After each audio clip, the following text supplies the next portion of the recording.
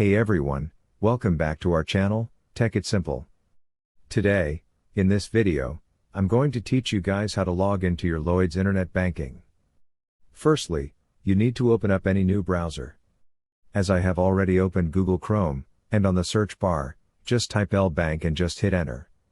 Make sure it takes you to the official website www.bank.com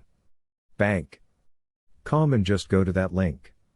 This is the homepage of LS Bank. Now, on the top right of your screen, you can see the Log On button. Just click over here. Choose your banking type. I'm choosing the personal. Click here. You'll be taken to this kind of interface. Now, over here, you need to enter your user ID. Similarly, enter your password over here.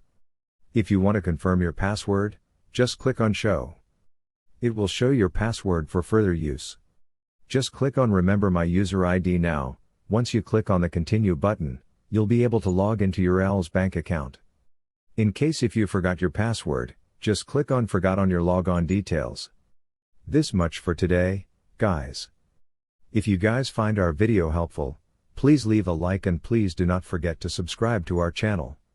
Also, hit the bell icon for our latest and drop a comment for reviews and more content like this. I'll see you guys again in our next video.